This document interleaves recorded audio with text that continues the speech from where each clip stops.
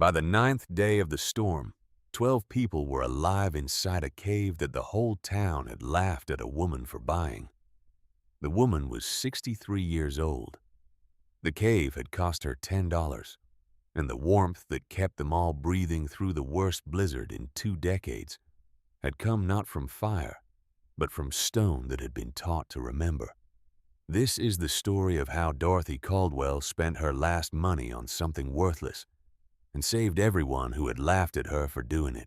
The last of Dorothy Caldwell's money fit inside one cold palm.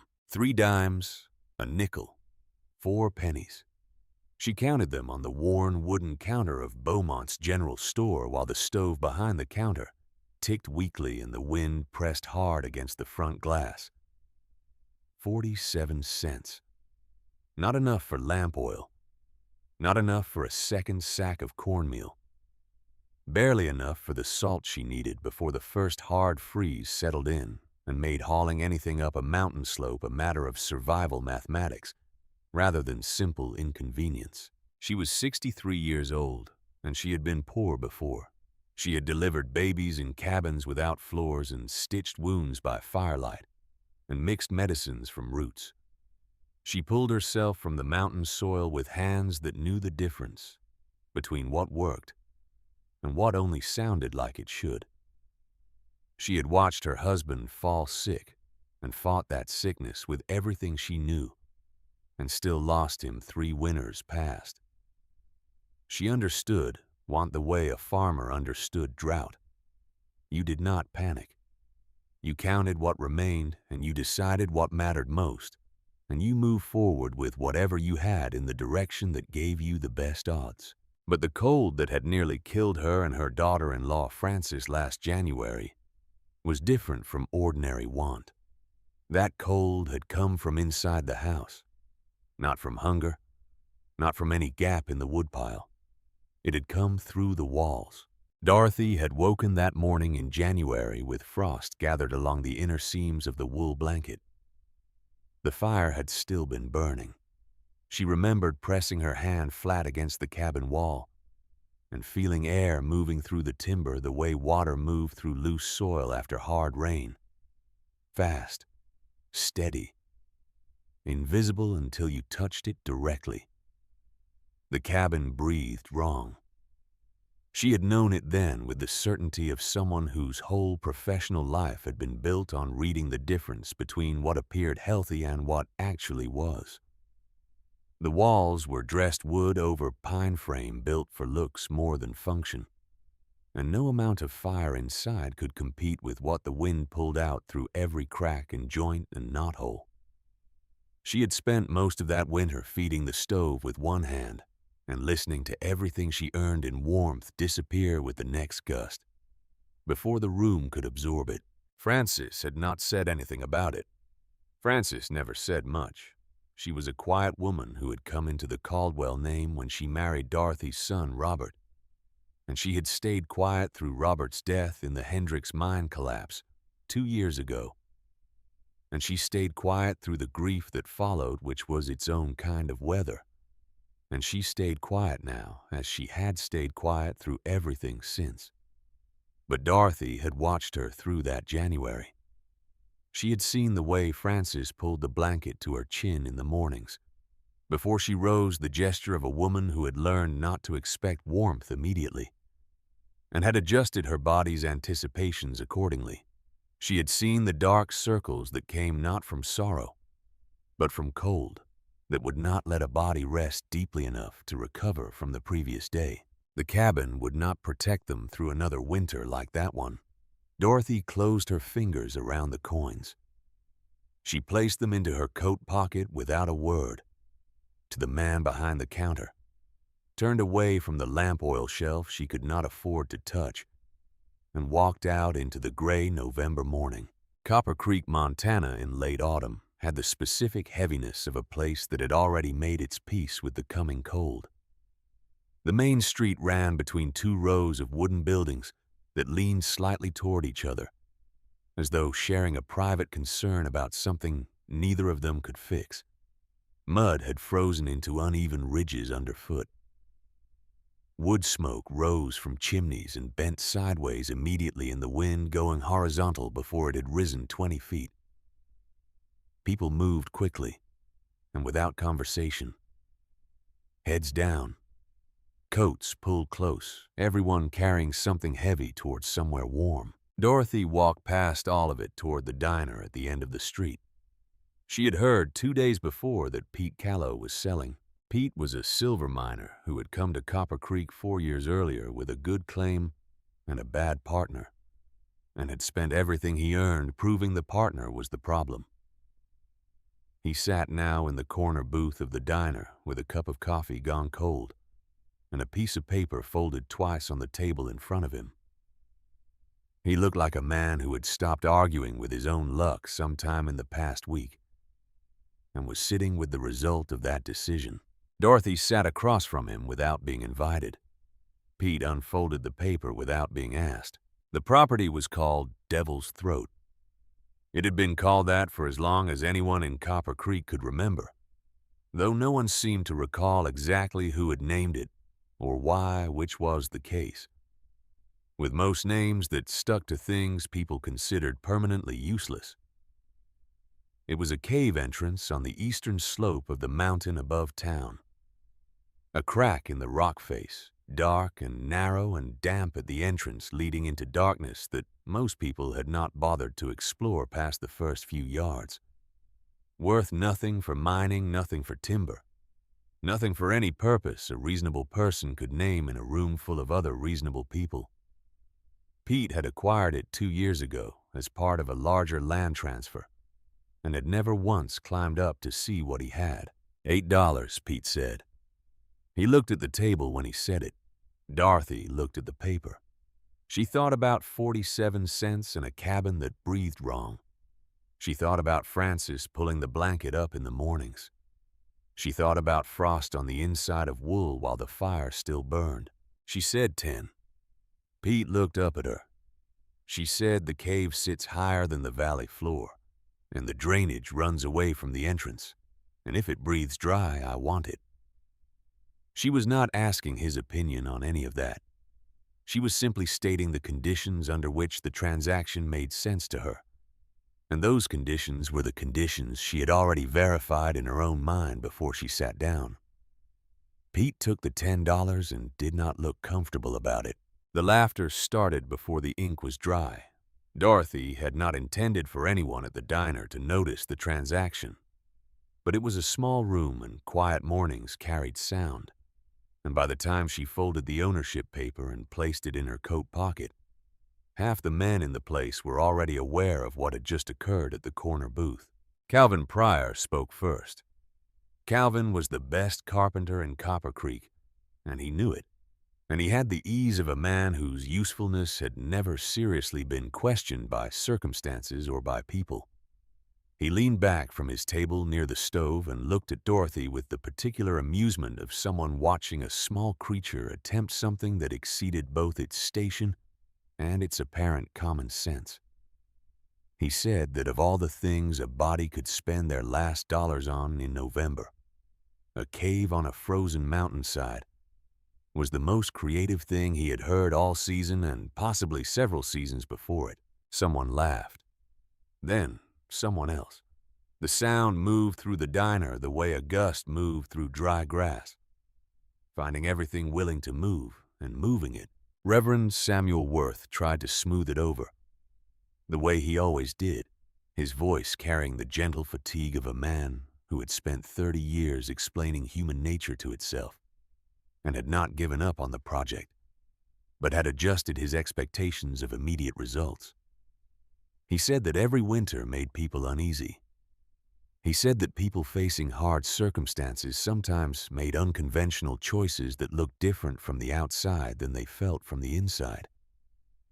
He said it with the particular care of someone who meant well and understood that meaning well was not always enough, but continued to offer it as the best available option.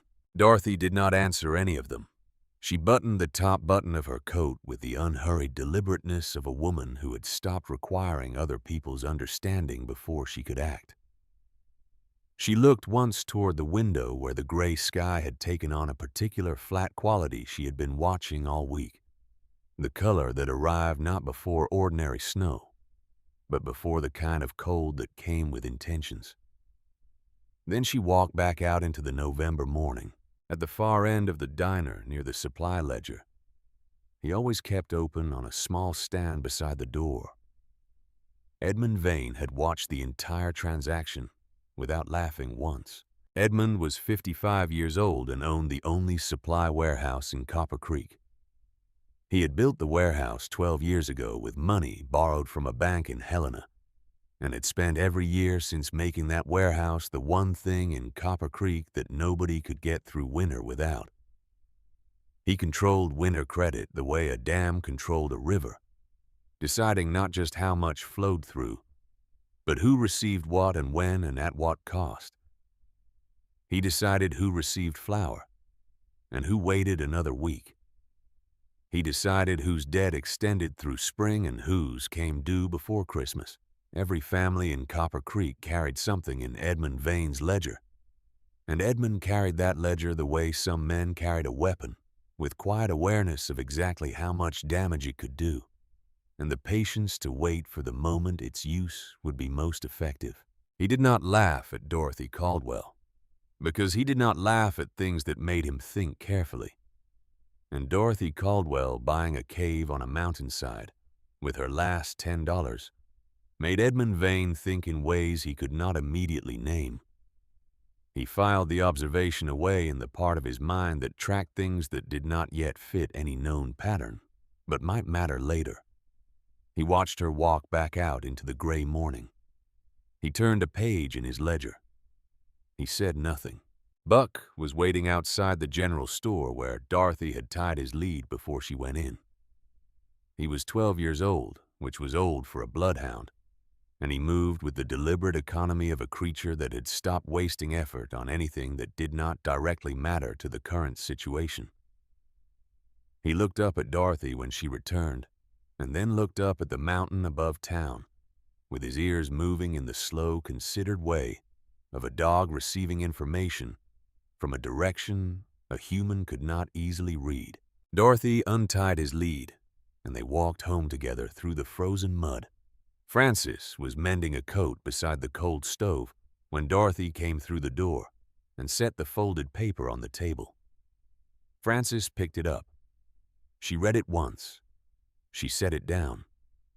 She said they had spent their last $10 on a cave. Dorothy pulled her wet gloves off slowly and set them on the windowsill where they would stiffen overnight and need working back to softness in the morning. She pointed at the bottom of the cabin door. They both looked at it together.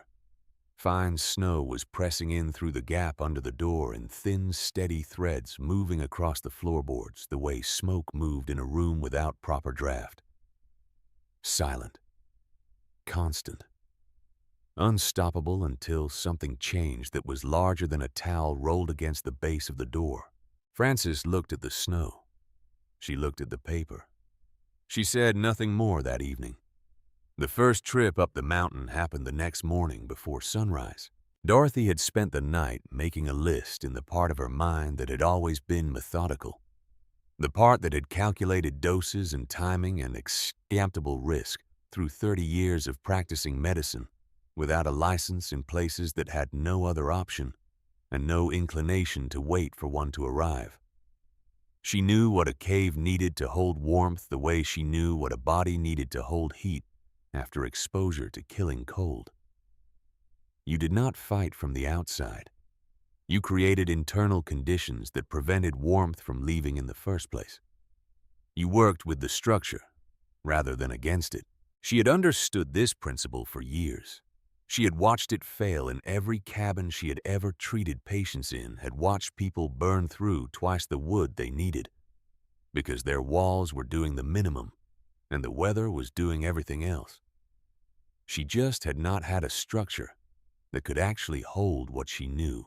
Buck walked ahead of her up the slope through thin snow, stopping every few yards to look back, while she pulled the pine sled loaded with a 50-pound sack of dried pinto beans and 2 sealed cans of rendered hog fat, and a coil of rope stiff from frost. The mountain rose gray and quiet above them in the pre-dawn dark. Wind swept across the open stone. The cave entrance appeared in the rock face like a closed eye. In the lamplight, she raised toward it. She brought the lamp inside and crouched low.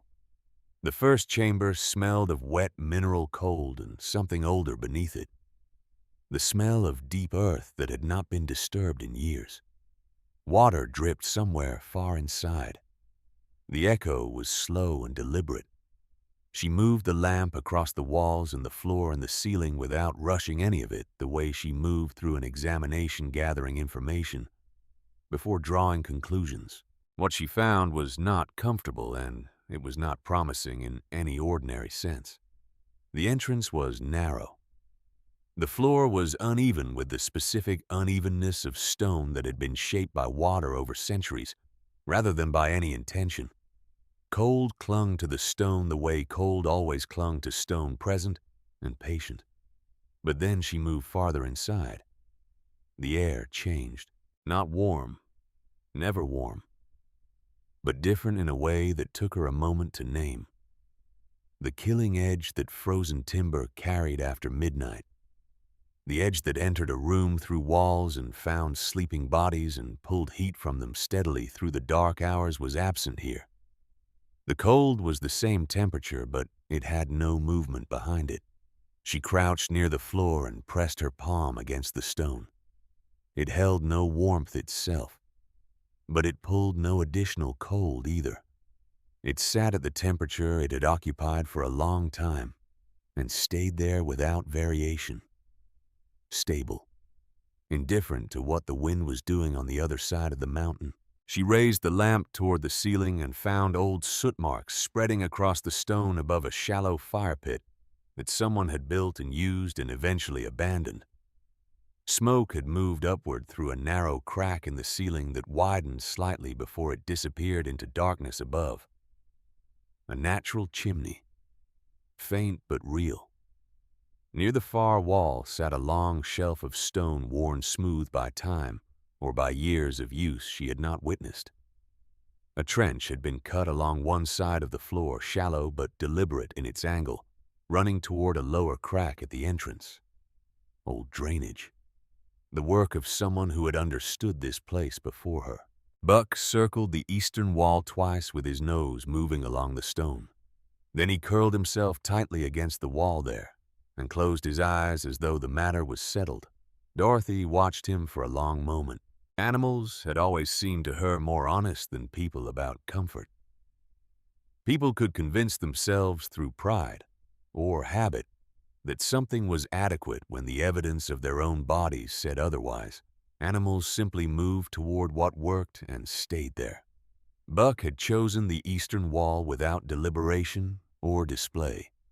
She walked to where he lay and held her palm near the stone surface without touching it. The stone was not warm, but the air at the wall moved differently from the air at the center of the chamber. Stiller, the way air moved in the deepest corner of a root cellar at the height of summer.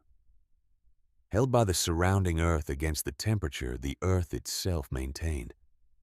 Not cold in the way that cold was dangerous, just protected from the movement that made cold lethal. She stood there for a while in the lamplight, with her hand near the stone, while Buck breathed slowly beside her feet. Then she began. For 6 days, Dorothy Caldwell treated the cave the way she had always treated a difficult patient, not with force or impatience, but with the kind of sustained attention that accumulated over time into understanding. She came to know what the cave could do and what it needed, and she worked within those limits rather than attempting to impose conditions it could not support. The first thing she hauled up in quantity was river stones, heavy ones flat enough to hold position and broad enough to present good surface area to the heat she intended to teach them. She carried them in a canvas bag across her back, load after load up the slope through drifting snow, while her shoulders ached with the specific ache of 63-year-old muscles being asked for more than they had recently been asked for.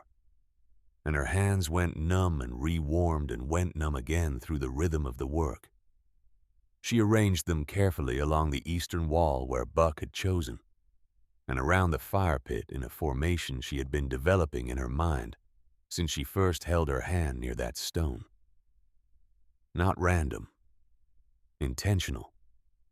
Stones that would receive heat and give it back over the long hours of the night when the fire was low and sleeping bodies needed what the fire could no longer provide directly. Frances came on the third day without discussion. She arrived at the cave entrance in the early morning with patched feed sacks over one arm and a jar of rendered beeswax in her coat pocket. And she walked inside and looked at what Dorothy had been building. And she sat down near the entrance and began to work. She did not comment on the arrangement of stones or the particular height of the bed frame, or ask questions about the reasoning behind any of it. She counted lamp oil jars twice every evening with the care of someone who understood that running out of light in a cave in winter was not a minor inconvenience. She dipped match heads into the beeswax one careful bundle at a time, pressing each head into the warm wax and drawing it out clean, ensuring that when the matches were needed, they would work without the hesitation that cold produced in untreated sulfur. Dorothy watched her work from across the chamber and said nothing about it. Some forms of assistance did not require acknowledgement to be genuine. The bed frame came from lumber scavenged from an abandoned freight shed 2 miles down the valley road. Dorothy and Frances dismantled it in the cold and hauled the pieces up on the pine sled over 2 separate trips, each trip taking most of a morning. They built the frame nearly a foot above the cave floor on sections of timber post so that sleeping bodies would be separated from the cold that radiated upward from the stone through the night hours. Cold ground pulled warmth from a sleeping person faster than almost any other mechanism Dorothy had encountered in 30 years of treating the results of exposure. The floor would work against whatever the fire worked toward unless there was distance between them. The bed frame went up before the food was fully organized because getting bodies off the floor was not a comfort measure. It was the kind of decision that separated the people who survived winter emergencies from the people who did not. The drainage trench came next. Dorothy spent most of one afternoon with a pickaxe widening the old channel that ran along the south wall, cutting the angle deeper so that meltwater from the stone surfaces could move cleanly toward the lower crack at the entrance without pooling anywhere near the sleeping area. Wet stone against a cold night combined everything wrong in one place. Every bit of moisture in the cave needed a clear path out. She hung smoked venison strips along the northern wall where temperature was most stable and moisture moved slowest. She stacked the pinto bean sacks high off the ground on timber scraps so that the moisture that crept along cold stone floors could not reach the cloth. She packed the visible gaps in the eastern wall with dry moss and strips of canvas cut from old wagon cover that had been sitting in the freight shed, pressing each piece firmly into the cracks with a flat piece of timber. Then she built the curtain wall, 2 separate panels of canvas stretched across 2 separate timber poles near the cave entrance, with a narrow, deliberate gap of trapped still air between them. Not one curtain, 2. Wind that found the outer curtain and pushed through it would find not more cave, but a layer of motionless air. And motionless air had no path to push against. The gap was the mechanism. Dorothy had understood this from years of watching the difference between patients who survived in rooms with good layering against drafts and patients who did not. And the difference almost always came down to whether there was dead air between the person and the outside world. When she sat down beside the cold fire pit at the end of the 6th day of work, with her back against the eastern wall, Dorothy felt something unexpected. Not pride. Not the satisfaction that completion sometimes brought. Doubt. She had arranged everything based on what she understood about cold and airflow and thermal mass from 3 decades of working in inadequate shelters. But understanding a principle and building a working system from it were not the same kind of activity. and she had not yet tested the most important part. Everything she had built could still fail in ways she had not anticipated. She built the fire. She built it carefully. Small first, then fed with measured patience one piece at a time, not rushing the transition from starter to sustained burn. The stones around the pit began to darken with absorbed heat. The chamber filled slowly with light that moved across the wall arrangements she had spent 6 days constructing. For several minutes, everything appeared to work exactly as she had designed it. Warmth moved outward from the pit in a slow radius. The stones received it. The curtains held the entrance.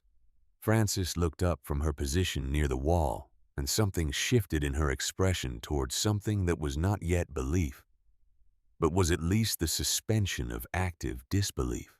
Then the smoke changed direction. It did not rise. It rolled back. It came across the ceiling in heavy dark waves, dropping fast, spreading through the chamber in a descending layer. Frances coughed hard, and immediately, Buck exploded from his spot against the eastern wall with urgent, sharp barking, pressing his body against Frances's legs and driving her backward toward the entrance without waiting for her to understand why the instinct of an animal that had decided in an instant which direction was correct. Dorothy killed the fire with a bucket of dirt, and her boot, and Frances's water container, all three applied fast. And then the chamber went dark except for the single lamp hanging from the timber post. They stood in the cold lamplight with thin smoke still drifting above them. Wind moved quietly through the mountain outside, completely indifferent to the failure in the cave below. Dorothy did not speak. She sat down beside the dead ash and picked up the small candle she kept for testing drafts in closed spaces. She lit it from the lamp. She held it still and watched the tiny flame without moving for a long time. It moved. Just barely. It leaned toward the natural chimney crack in the ceiling above the old fire pit, but only when held at the precise position and height. The chimney was real, but the fire she had built had been too large for the crack to carry, producing smoke faster than the narrow fissure could move it upward. The smoke had no choice but the only other direction available. Frances brought her a cup of cold coffee sometime past midnight and set it beside her without speaking, and went back to the blankets. Dorothy sat watching the candle until almost dawn, learning the breath of the cave the way she had once learned to find a pulse in someone who appeared to have none, looking for the faint signal rather than waiting for an obvious one. By the time gray light showed at the canvas curtain, she understood what the cave needed from a fire. Not size, not speed, patience. A fire small enough that the chimney crack could keep up with it, fed slowly enough that the stone had time to receive and hold what was offered, rather than letting it blow past. She did not rebuild the fire that morning. She sat with the dead ash and the cold lamp and the particular quality of a problem that was nearly solved but not yet. And she thought about what she still did not understand. On the 5th day, she found the saddlebag. It was sitting in the rear chamber of the cave, tucked into a recess behind a loose stone near the back wall, so thoroughly covered in dust and mineral crust from years of sitting in cold, damp air that she had passed it twice on previous visits without recognizing it for anything but part of the cave floor. She almost left it again. It took her 10 minutes to work it free from where it had settled and carry it into the lamplight. She recognized it before she opened it. The stitching along the left strap and the worn spot on the buckle were as familiar to her as the man who had owned it. Walter Caldwell had been a commercial surveyor for 20 years before his lungs gave out traveling between mining operations and railroad offices and land offices across 3 states. And he had carried this particular bag on every field survey she could remember. She had not seen it since the year before his death. She had assumed it was lost somewhere in the mountains he had spent his working life measuring. Then she understood how it was here. Walter had surveyed this valley before Copper Creek had a proper name that any two maps agreed on. He had mapped the eastern slope of this mountain in the autumn of his third field season, nearly 2 decades before anyone thought to call this cave Devil's Throat or anything else. And he had used this particular rear chamber as shelter during a November survey, when weather came in off the ridge faster than the trail would allow a safe return to lower ground. He had spent 2 nights here. He had told her about it once briefly, the way he described working conditions, rather than the way he described things he wanted her to remember. She had not connected the story to any specific location until this moment. Walter had been here, and he had left something behind. Inside the bag were his survey instruments still wrapped in oilcloth, a compass, a small brass level, 3 folded maps with his handwriting marking elevations in the careful notation she had watched him use across a kitchen table for 20 years. And at the bottom, in a leather sleeve that had kept the moisture out through years of sitting in the cold dark of an unused cave, his correspondence journal. Dorothy sat on the cave floor with the journal in her lap and the lamp beside her and opened it.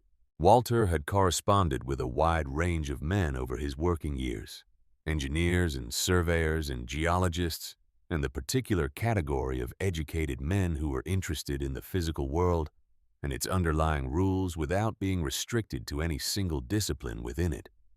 Among them was a professor of natural geography at a college in Boston, a man named Dr. Aldous Marsh, whom Walter had met at a land conference in Denver in the early years of their marriage.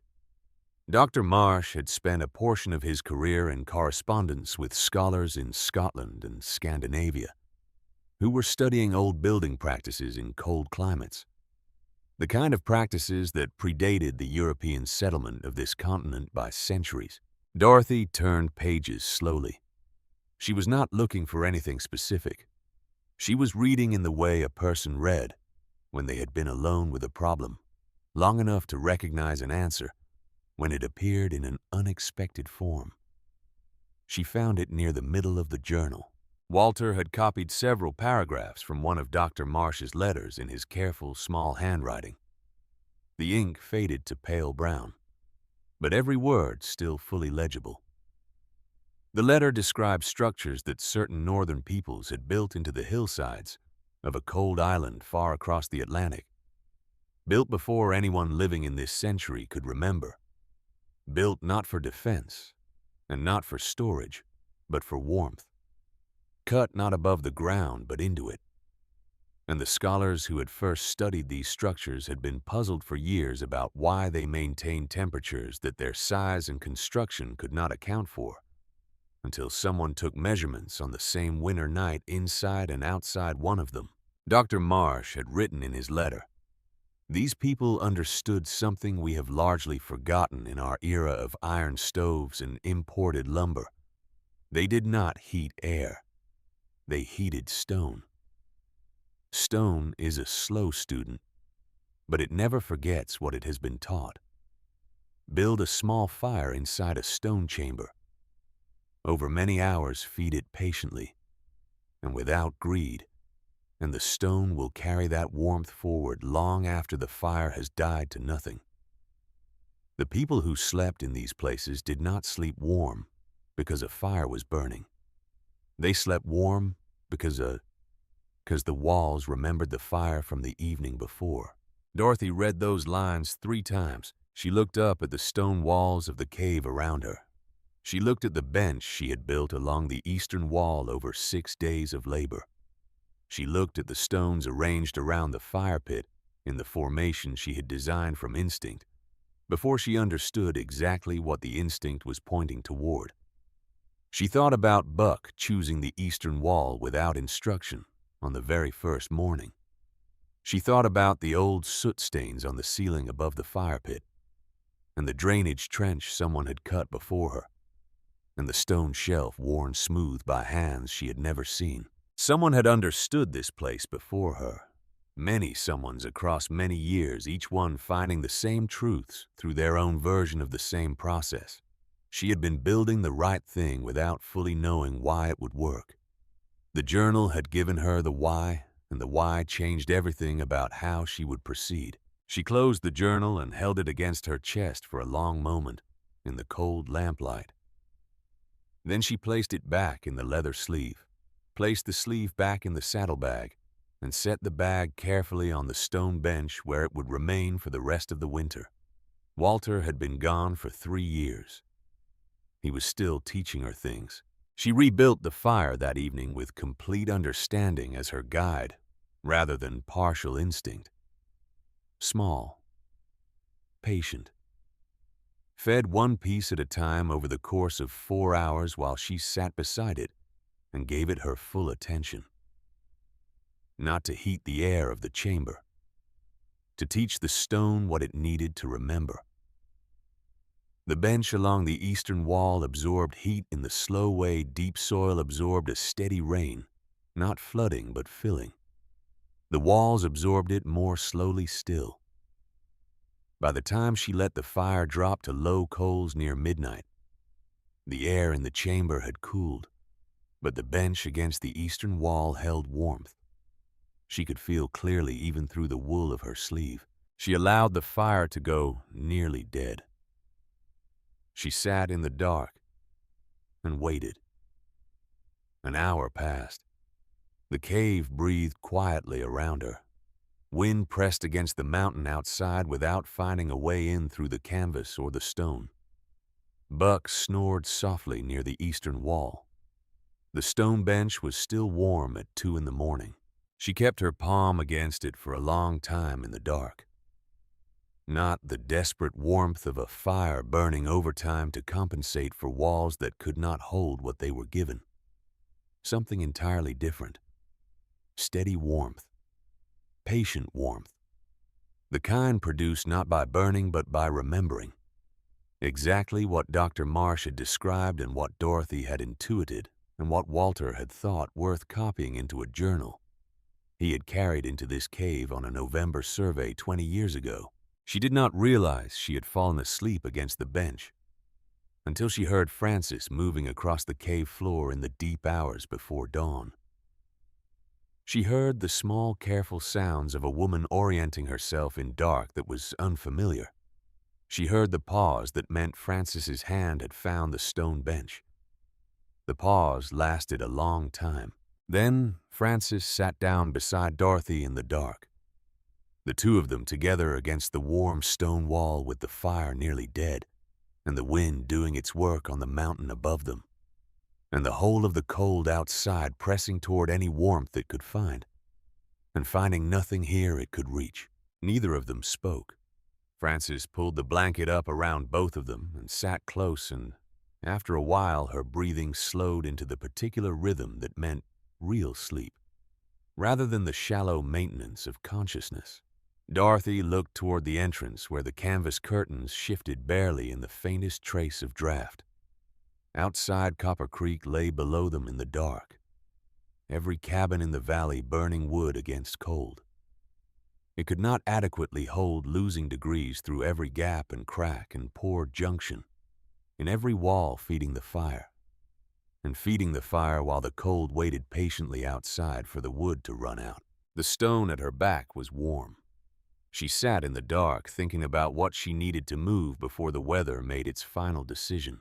2 mornings later, she went down the mountain with Buck beside her on the frozen road. The sky had been changing in ways she had been accumulating piece by piece for several days, but the full meaning only assembled itself clearly that morning as she walked toward town. The geese that passed through Copper Creek every year on their way south had been flying lower than normal for 3 days. Not just lower, but slower and heavier, moving close to the terrain, rather than rising above it the way they did in ordinary conditions. Wind had changed direction twice before she reached the base of the mountain trail. A fine powder snow had been drifting through the air since the previous evening, despite there being no visible clouds directly overhead. Buck had stopped sleeping near the cave entrance 4 nights ago. He slept now against the eastern wall with his nose tucked under his tail, making himself as compact as a large old dog could manage. in the specific preparation of an animal whose instincts had received information the rest of the world had not yet consciously registered. She went to Edmund Vane's warehouse first. Edmund was at his counter when she entered, working through his ledger with the focused attention of a man who treated numbers the way other men treated the words of something they considered sacred. He looked up when Dorothy came in. He set his pencil down. He said good morning with the courtesy of a man for whom courtesy was a tool deployed with precision rather than warmth. Dorothy told him what she needed: lamp oil, 2 additional sacks of cornmeal, another coil of rope strong enough for mountain work. She told him to put it against her account. Edmund picked up his pencil. He told her in the pleasant tone of a man who had delivered difficult news often enough to have found the most efficient packaging for it, that her account had reached its established limit for the season. He said that given the time of year, he was maintaining credit ceilings for accounts that had already reached them. He said he was certain she would understand. He did not look up from the ledger when he said it. Dorothy stood at the counter and looked at the rows of supplies behind him. Flour barrels stacked to the ceiling. Salt packed in crates 3 rows deep along the back wall.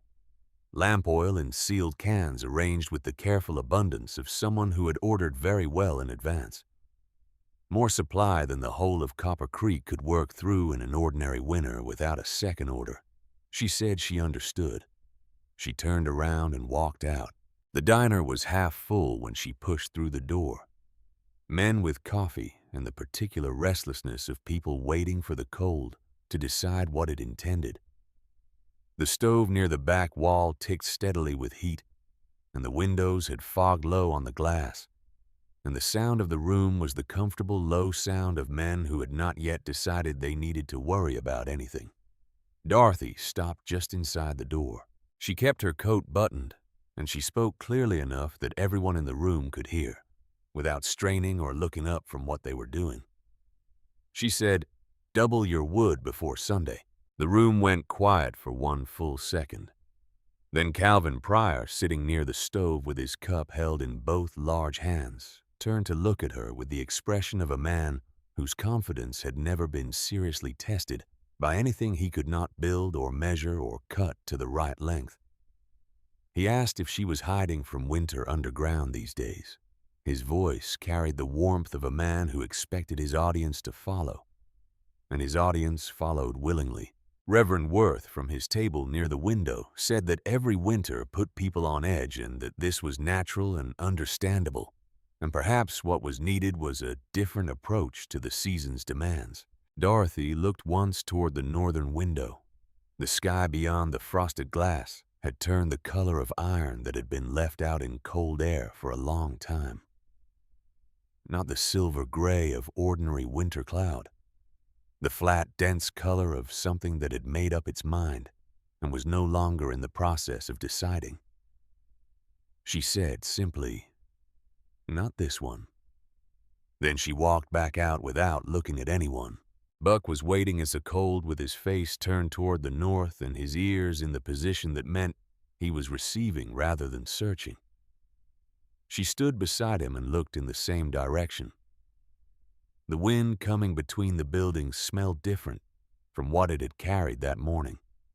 Colder, yes, but heavier. Weighted with distance as though it had come from somewhere very far away and had been building its character across many miles of open ground before arriving here. She put her hand briefly on top of Buck's broad head. He leaned against her leg once slowly, the way he did when something between them needed no translation. They walked back up toward the mountain together. That night, long after Francis had gone to sleep, and Buck had settled into his position against the eastern wall. Dorothy sat beside the low fire, feeding it one careful piece of wood at a time. The stones around the pit held warmth the way she had spent 6 days teaching them to hold it. The bench had been doing its work for 3 nights now without failure. The canvas curtains barely shifted in the trace of draft that found the entrance. She was checking the supply shelf by lamplight when she nearly stepped on it. just inside the first canvas curtain sitting on the cold stone floor, as though it had been placed there with deliberate care, was a cloth sack of salt, clean and dry, wrapped carefully against moisture, in a second layer of burlap, tied at the neck with fresh cord. No note, no name. Outside the entrance, fresh boot prints in the thin snow led away down the mountain toward the lights of town below. Dorothy picked up the sack and turned it in her hands. Buck came to the curtain and lowered his nose to the boot prints. He raised his head slowly toward the trail leading down into town. His tail moved once. He came back inside and lay down beside the fire and closed his eyes without making a sound. He had not barked. Someone in Copper Creek had been paying attention when everyone else had found it easier not to. Someone had decided to do something about that attention in the only way they currently could, quietly and in the dark, and without requiring anything in return. Dorothy set the salt sack on the supply shelf beside the cornmeal. She stood looking at it for a moment. Outside, the wind moving across the stone face of the upper ridge had taken on a sound she had not heard in more than 2 decades of living near this mountain. Not gusting, not howling. Something lower and more continuous than either. The sound of weather that had made its decision and was no longer deliberating about it. She went back to the fire. She fed it with the patience she had spent 6 days learning. She held her palm once against the warm stone of the bench, and then took her hand away and sat down with her back against it, and looked at the low, steady flame, and thought about the people she could not reach and the people she had not been able to make understand, and the $10 paper in her coat pocket, and the 47 cents that had preceded it. The stones were warm. The supply shelf was as full as she could make it. The cave knew how to breathe. Buck slept against the eastern wall with his nose tucked under his tail, making himself as compact as his old body allowed, prepared in the only way available to him for what his instincts had been telling him was coming since he first stopped sleeping near the entrance 4 nights ago. Dorothy did not sleep that night. She sat beside the low, steady fire and watched the heat move into the stone, the way Walter's copied letter had said it would slow and patient and impossible to rush. And she thought about the men in the diner and about the sound of laughter in a warm room from people who had already decided they understood everything they needed to understand. The wind pressed against the mountain. The mountain held. The storm did not announce itself with snow. It announced itself with silence first and then with pressure. Dorothy noticed the silence around 3 in the afternoon on the 2nd day of December, 3 days after she had stood in the diner and said what she had said. The wind that had been pressing against the mountain continuously for the better part of 2 weeks simply stopped. Not gradually, completely. And all at once, the way a conversation stopped when the wrong person entered a room and everyone understood immediately that the previous topic was finished. Then the pressure came. She felt it in her ears before she registered it as anything else. A slow, steady building like the sensation of descending into a valley too quickly. Frances looked up from the supply shelf where she was rearranging bean sacks and touched the side of her head with 2 fingers without speaking. Across the cave, Buck was already standing.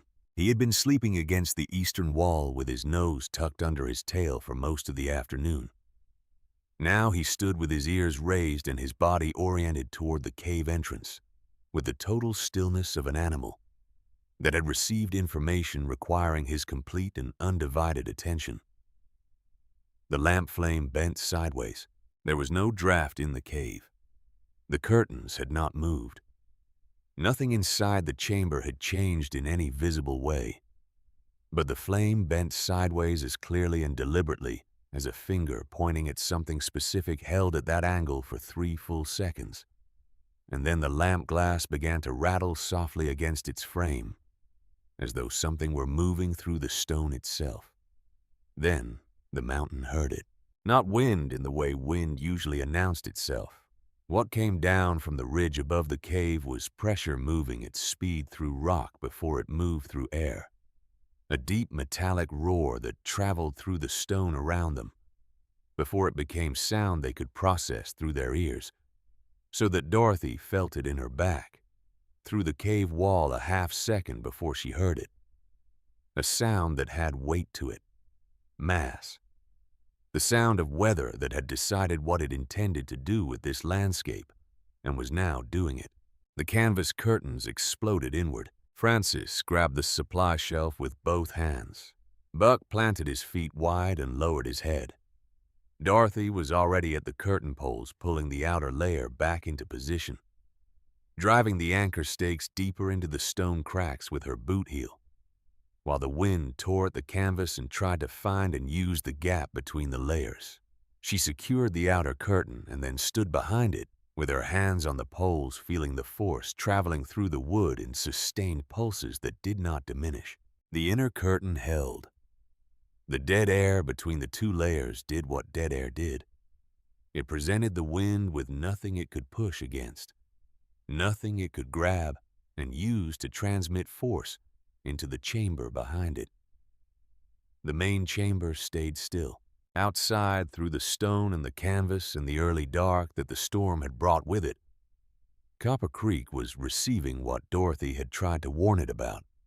She could not see the town from inside the cave, but she had spent 30 years treating what happened when cold entered places that could not hold it out, and she could construct what was occurring below from the sound and force of what was testing the mountain above her.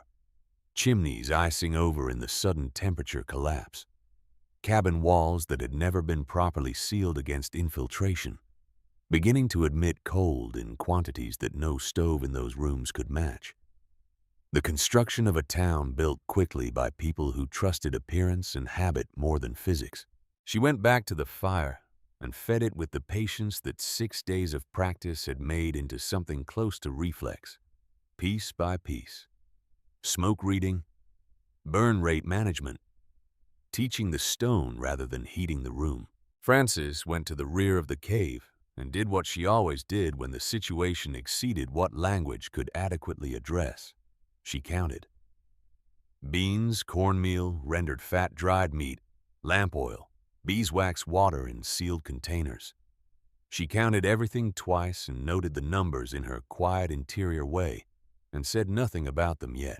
Buck stayed at the curtain with his ears up for 2 hours before finally lying down with his nose pointed toward the entrance, monitoring rather than resting. Vernon Holt appeared at the cave entrance sometime before dawn on the first full day of the storm. Dorothy heard Buck change before she heard anything from outside. A shift in his quality of attention from general vigilance to specific recognition. He did not bark. He simply went to the curtain and sat down in the position he took when something known was approaching. Dorothy lifted the outer canvas and found the old man standing in blown snow that covered him from boots to collar, moving sideways in horizontal sheets that turned the lamplight back in 1,000 small directions. Ice had formed along his eyebrows and along the hat seams and along the sides of his beard. He looked like something the mountain had produced, rather than something that had climbed up to it. She pulled him inside. Vernon Holt had lived alone on the ridge above Copper Creek for longer than anyone in town could precisely account for. He had been a mining hand in his working years and had spent time in Wyoming territory and 2 winters trapping along the northern drainage before settling at the edge of this particular valley in a cabin he had built from materials he found or earned.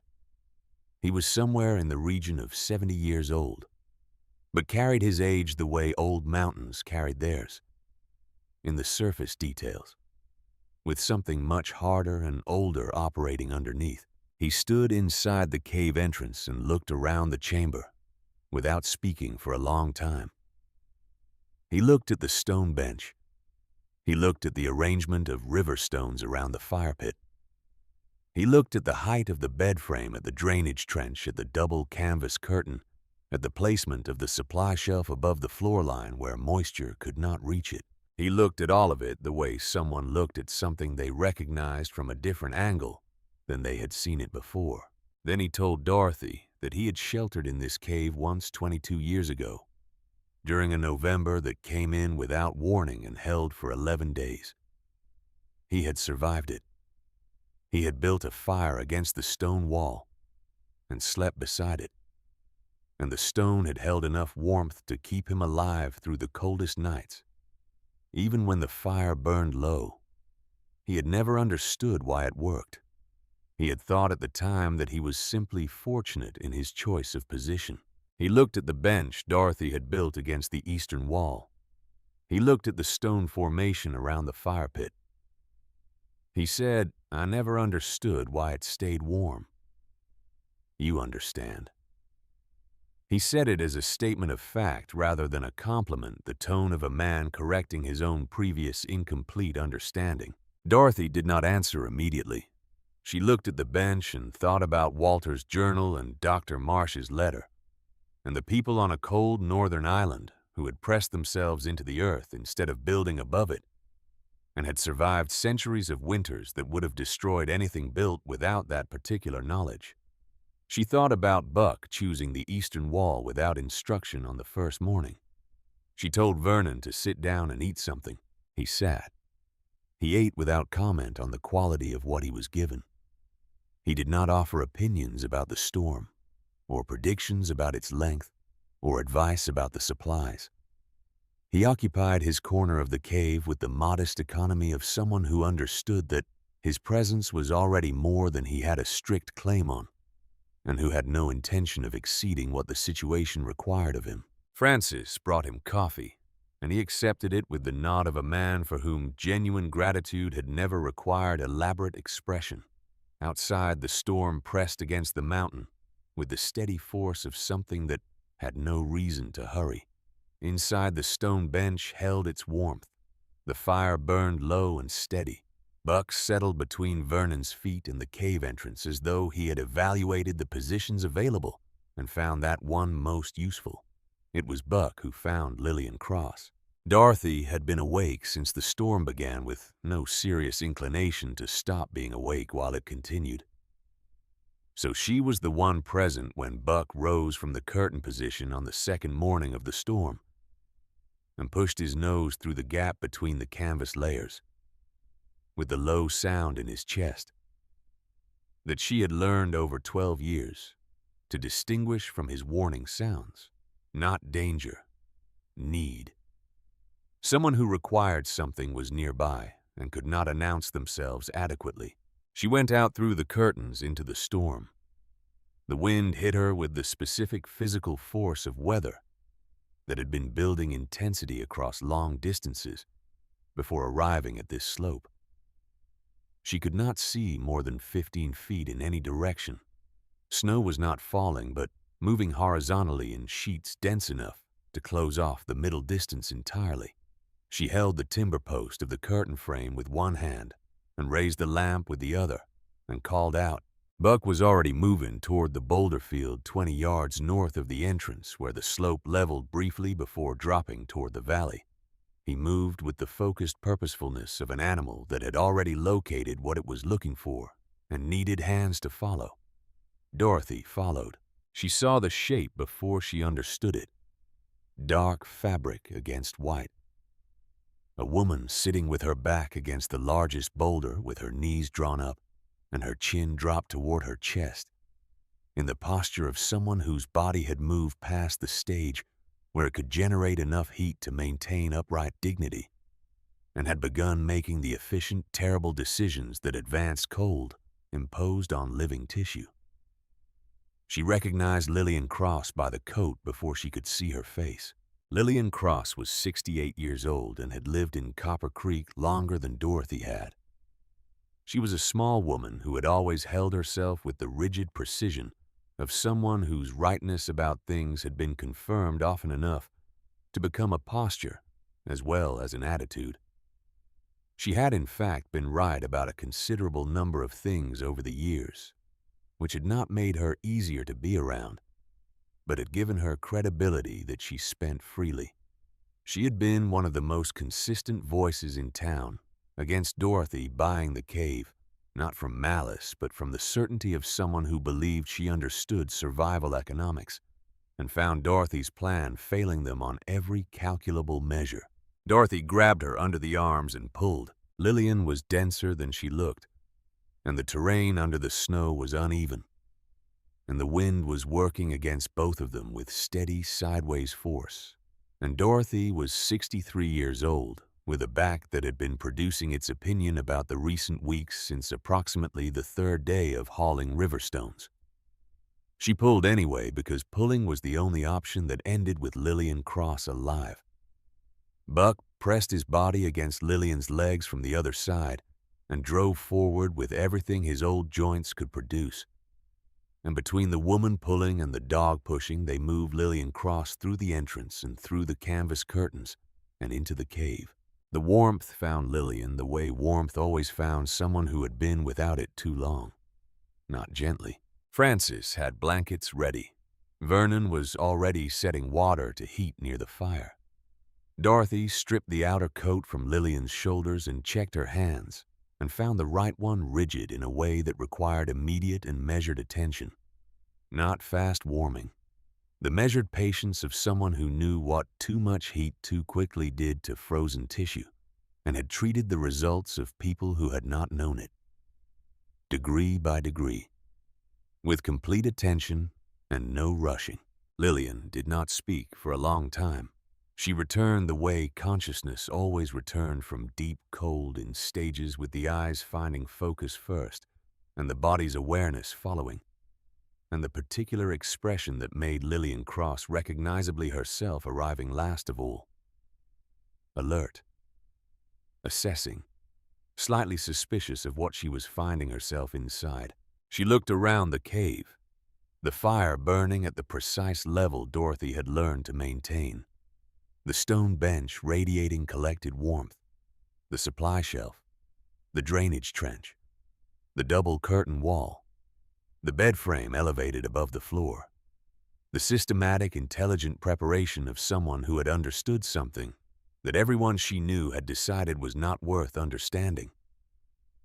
Lillian Cross looked at all of it for a long moment. Then she looked at Dorothy. She said softly that Dorothy had built a warm stomach under the mountain. She said it the way people said things when they had been wrong for a long time.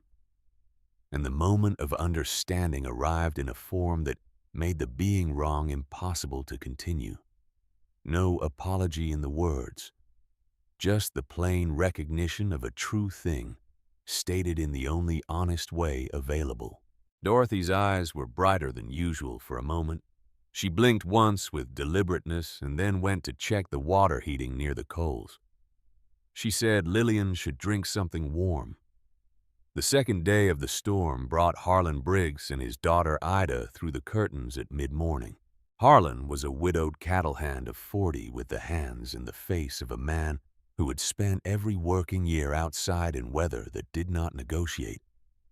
He carried Ida against his chest under 2 frozen quilts, with both arms wrapped entirely around her, and he did not put her down when he came through the entrance, not until Francis came forward and showed him clearly where the warmest position near the fire was, and only then did he lower his daughter to the blankets with the extreme careful deliberateness of a man releasing something he had been holding tightly enough that the letting go required a separate act of decision. Ida's lips had gone pale blue at their edges. Their chimney had sealed with ice during the night. Smoke had backed into the cabin, and they had gotten out through a window when breathing inside became impossible. While Francis worked on Ida, and Vernon added a measured piece of wood to the fire, Harlan stood in the center of the cave chamber and looked at what was around him. He was not a man given to displaying what moved across his face, but Dorothy watched something move across it that she had been seeing on faces since the storm began.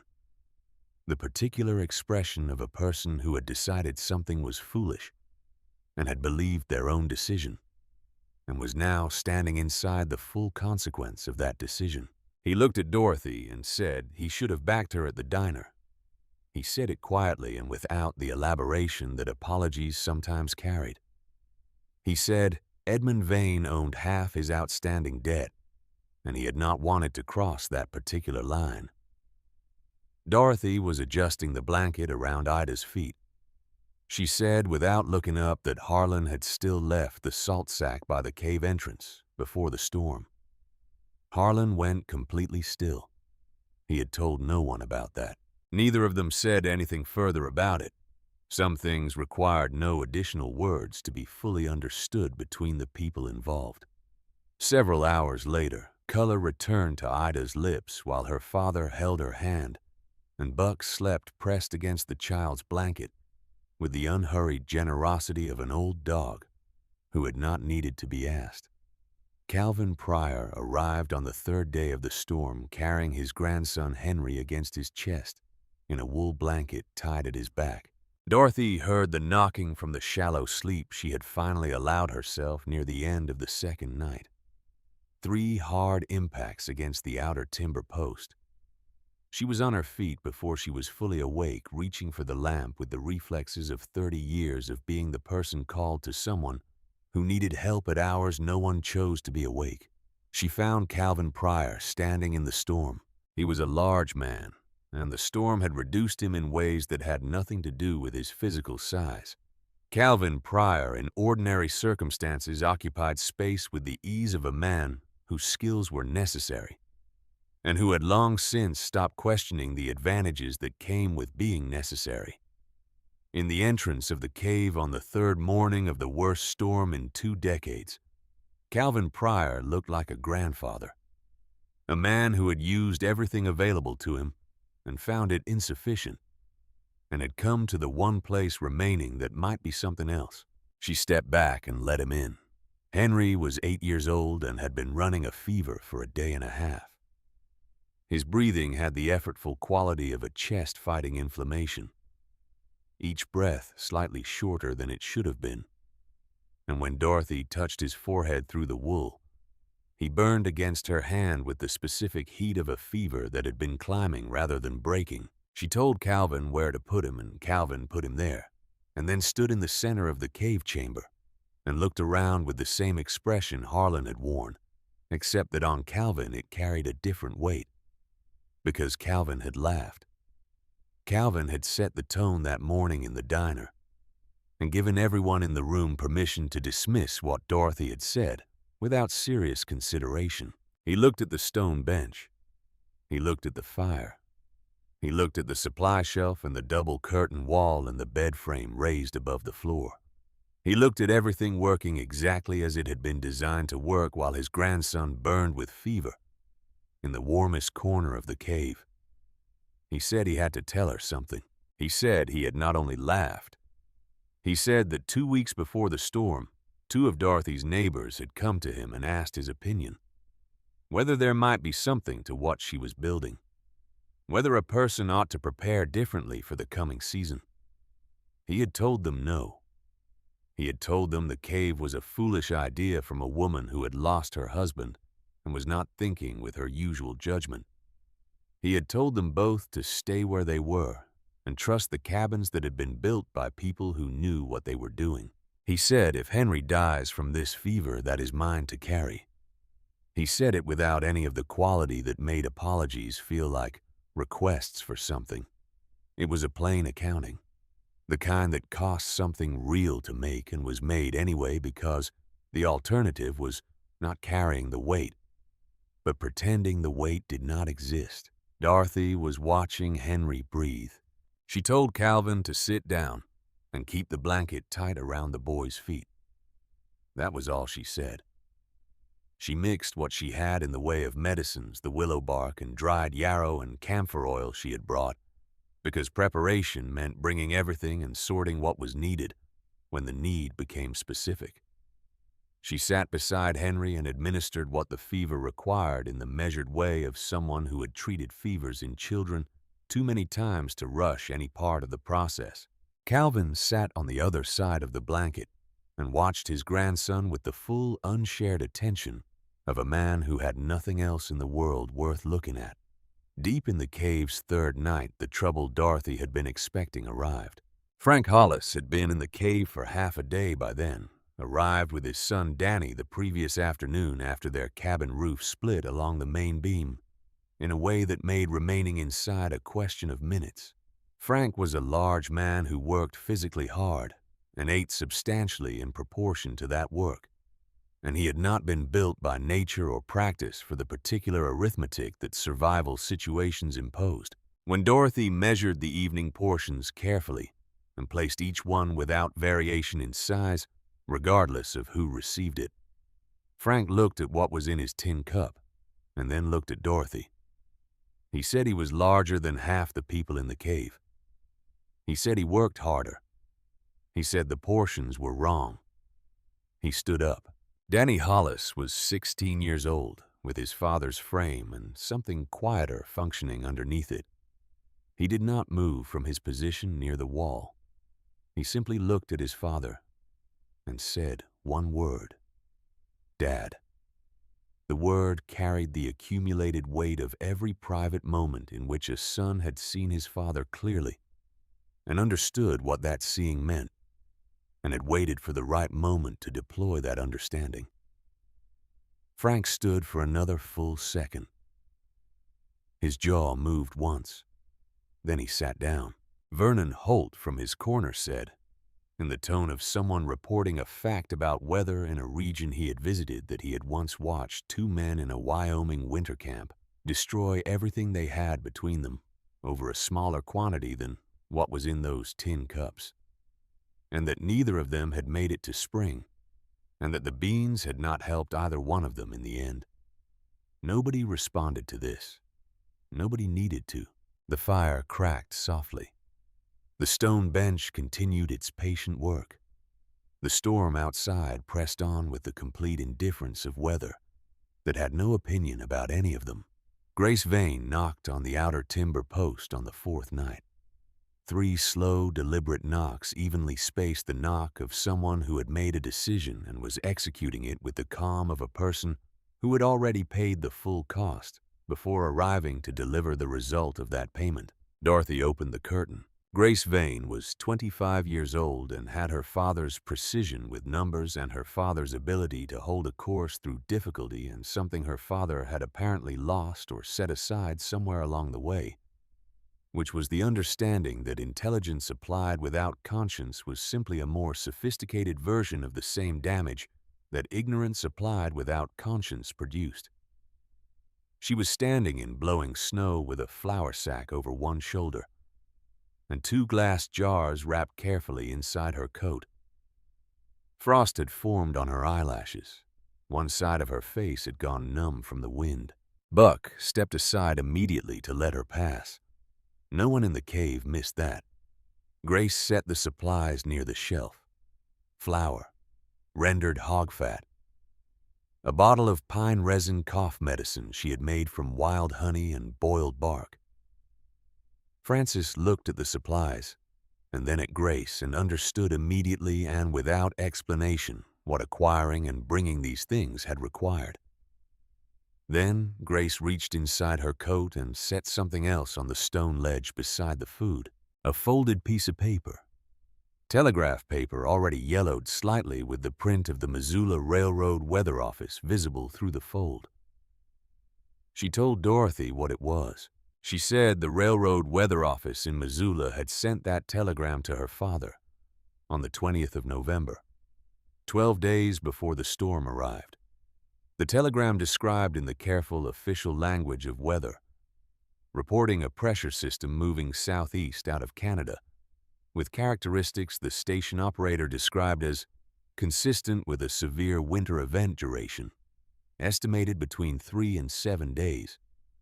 Temperatures expected to fall well below seasonal averages across the affected region. Her father had read it. He had placed it in his desk drawer. He had told no one. She said she had found the telegram 2 days into the storm when she was searching for the warehouse supply manifest and had opened the wrong drawer.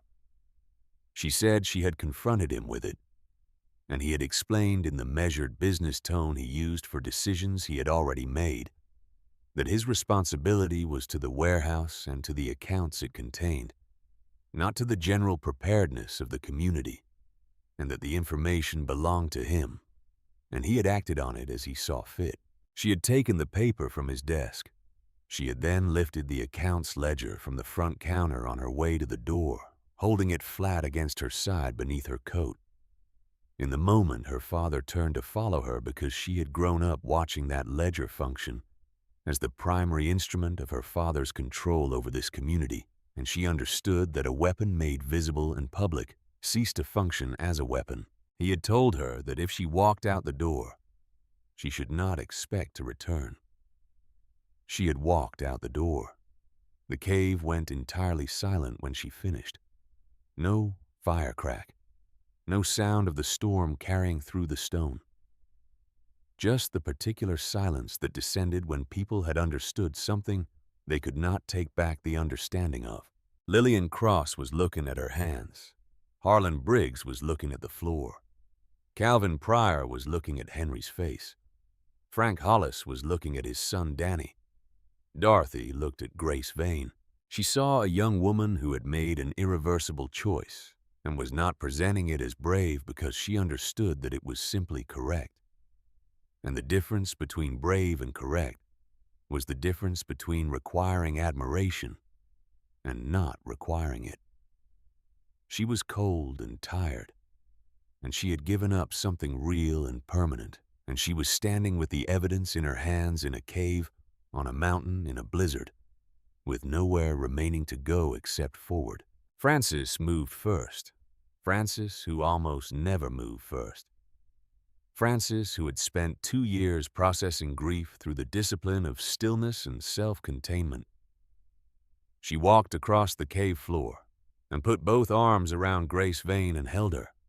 Grace went rigid for a moment from the pure surprise of it. Then the storm pressed through the canvas again with its low, continuous voice, patient and enormous, entirely indifferent to the small warmth it could not reach inside the cave.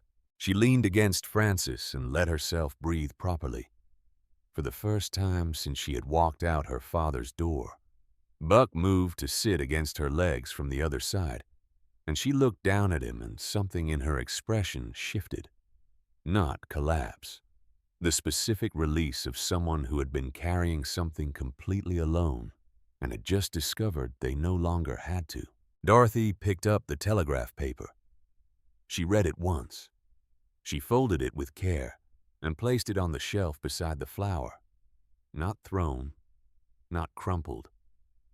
Folded precisely and placed where it would remain legible because it was a document that would matter after the storm ended.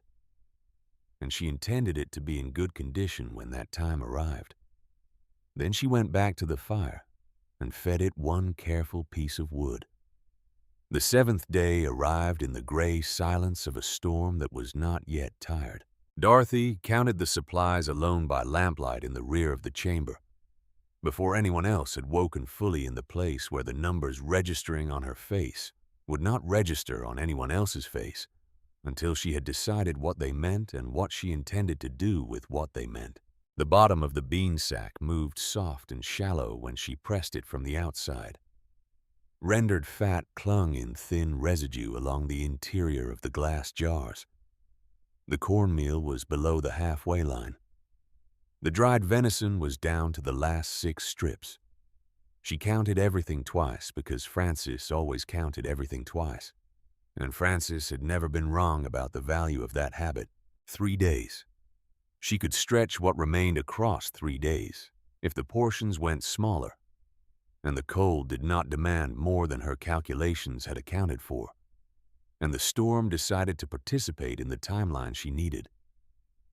The storm was showing no inclination to participate.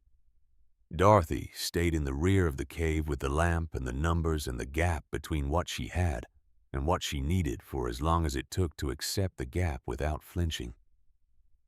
Then she came back to the fire. Everyone was awake by then, moving through the slow, careful economy of people who had learned through a week of experience to conserve what they had, because nothing was being added from outside. Ida had slept well and her color was right. Henry's fever had not climbed through the night, which was not recovery, but was not worsening, and Dorothy registered this carefully. and set it aside without announcing it. She sat in her usual place and looked around the cave at the 12 people it was holding.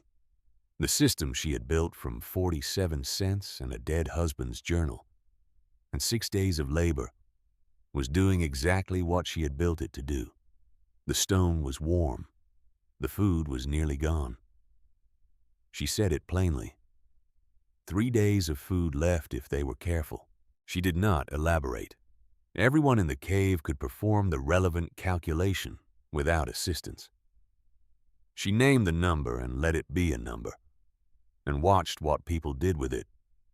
Nobody panicked. Vernon looked at his cup. Harlan looked at his daughter. Calvin adjusted the blanket around Henry without looking up. Frank Hollis said nothing, and Danny sat very close to his father and said nothing either. Frances began her count again, quietly, going through everything with the focused patience of someone who understood that measuring was the only thing available to her right now, and was doing it with full commitment because partial commitment had never solved anything she could recall. Grace watched Dorothy from across the fire. She watched the way Dorothy moved through the cave, checking the curtains, reading the smoke, pressing a hand to the stone bench to gauge what the night had left in it, making the small adjustments that kept a functioning system functioning. Not urgency, not performance, just the absolute continuous attention of someone who understood that what she had built needed tending, rather than forcing the same quality of attention she had given to the cave before the storm, and was giving it still without variation. Outside, the storm moved against the mountain with the same weight it had carried since its first day. Not weakening, not escalating, simply continuing the way certain things continued, because they had no internal mechanism for stopping. Dorothy put another piece of wood on the fire, small, patient, for the stone, not for the air. The mountain held everything inside it steady, while the storm pressed against the outside of the rock and found, as it had found every night for a week, nothing it could reach. The wind did not stop on the 9th day so much as it ran out of what had been sustaining it. Dorothy noticed the change before anyone else woke, which was how she had noticed most things over the previous 9 days, in the hours when she was the only one awake, and the cave held only the sound of sleeping people and the low, steady exchange between fire and stone. She had been sitting beside the fire pit when the canvas curtains changed their behavior. For 9 days they had pressed inward, without pause, straining against the poles with the relentless one-directional force of something that had made up its mind and was not reconsidering. Then, sometime in the coldest part of the 9th night, they simply hung there, not still. The wind was still present outside, but the curtains hung the way they hung on ordinary days, shifting slightly and settling without the sustained directional force that had kept them taut since the storm began. She sat with cold coffee in her hands and listened to the mountain breathing differently. There were gaps between the gusts now. She counted them. 3 seconds of relative quiet, then a push, then 5 seconds, then a push of lesser force, the rhythm of something winding down rather than holding course. She had recognized this pattern in long fevers the way a high temperature broke not suddenly, but in increments, and you knew it was actually breaking. Not when the temperature dropped, but when the quality of the heat changed from desperate to tired. The storm was tired. She fed the fire one last careful piece, not for heat, but for the stone that had held everything given to it for 9 days without diminishment, that had received each evening's patient instruction and returned it through each night to the people who had depended on it. Buck opened one eye. She looked at him across the cave in the low light. He looked back at her with the unhurried expression of a dog who had been paying attention to things the humans around him were still in the process of catching up to. Then he put his head back down. Dorothy sat quietly until gray began showing at the edge of the curtains. Frances woke first among the others, pulled her coat on, and walked directly to the stone bench and pressed both hands flat against it. She stood that way for a moment with her face turned slightly toward the cave wall. Then she looked at Dorothy with an expression that had shed everything that was not essential, reduced by 9 days of proximity to survival, down to its actual components, which were clear and steady and certain. Dorothy told her the wind had changed in the night. Frances walked to this curtain and pulled both layers back and stood in the entrance looking at what was outside. Cold air came in around her, sharp and clean, without the horizontal force that had made the entrance feel like a wound in the mountain for 9 days.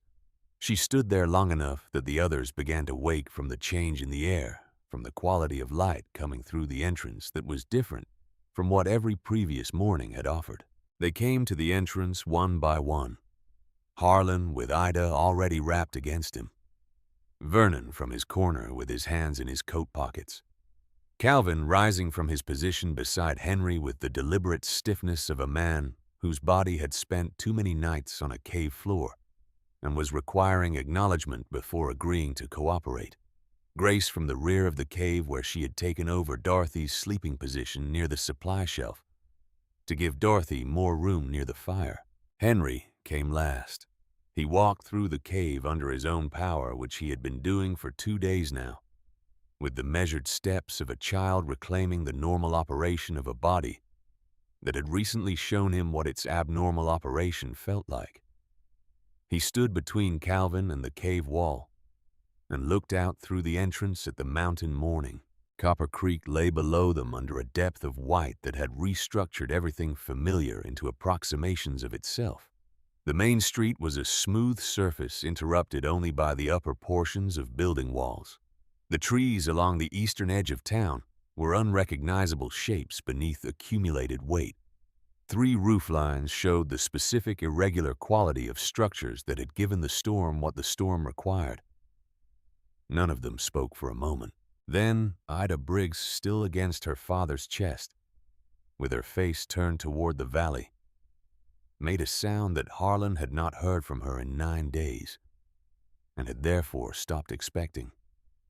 She wriggled to be put down. Harlan lowered her without processing the request consciously. The automatic compliance of 10 years of this particular small person's requests trained into his body past the level of deliberate decision.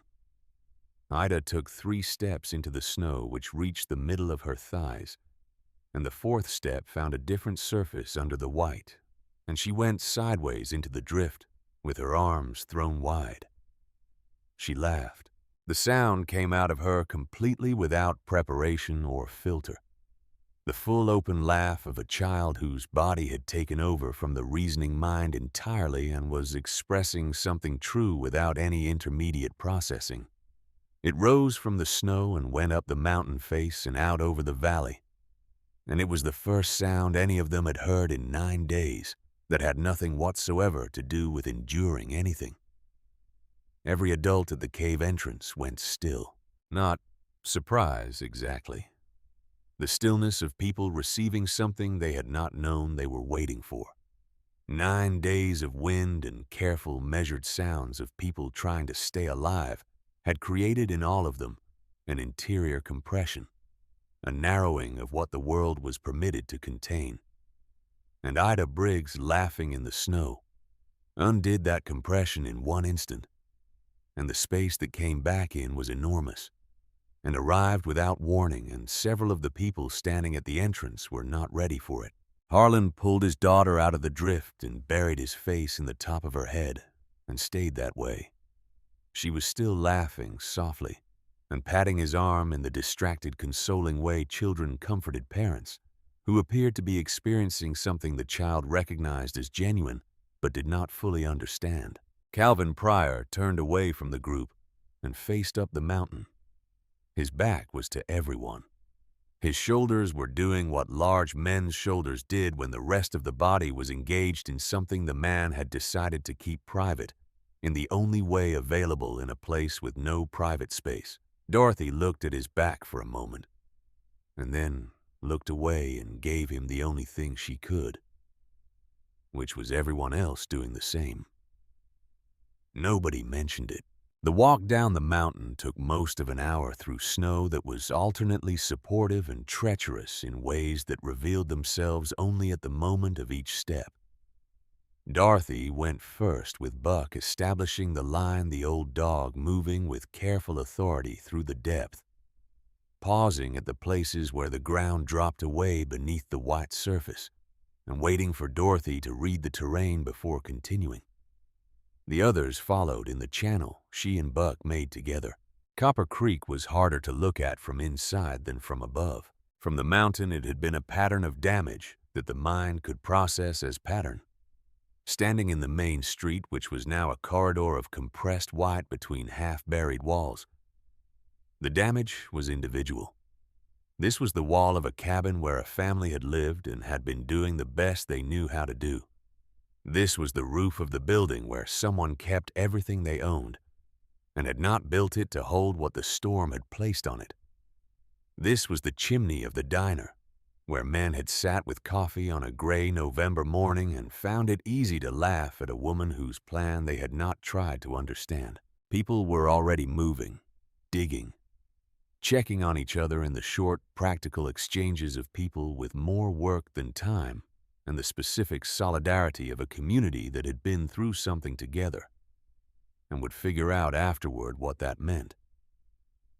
They stopped when Dorothy's group came down into the street, and they looked at each other across the space that 9 days had created between the people who had been in the cave and the people who had been in the town, and the silence that held for those few seconds contained everything that the 9 days had produced that could not yet be put into the kind of order that language required. A woman from the South Road came forward and put both arms around Grace Vane without any introduction or explanation. Grace stood inside that embrace and looked over the woman's shoulder at the changed town, with the expression of someone coming home to find that home had become a different thing, that required a different understanding of what the word meant. Edmund Vane's warehouse was visible from the main street. It was visible because it was intact in a way that made it stand out from what was around it. The buildings nearby showed the various concessions the storm had required of them. The warehouse stood with the specific integrity of a structure that had been prepared against exactly the conditions that had just finished demonstrating what insufficient preparation looked like everywhere else in Copper Creek. The roof reinforcement showed in the way the snow sat on it in weight distribution patterns that reflected internal bracing. The clay packed into the wall seams showed as darker lines against the pale timber. The channels cut in the snow around the perimeter on the windward sides showed as deliberate geometry against the organic accumulations of the storm. Edmund had known what was coming. He had built for it. He had built only for himself. Dorothy stood and looked at the warehouse for a moment. Then she walked toward it. The door was open. Edmund was inside with a clipboard moving through his inventory with the efficiency of someone conducting a post-event assessment of assets that had been protected exactly as he had intended them to be protected. He looked up when the group came through the door.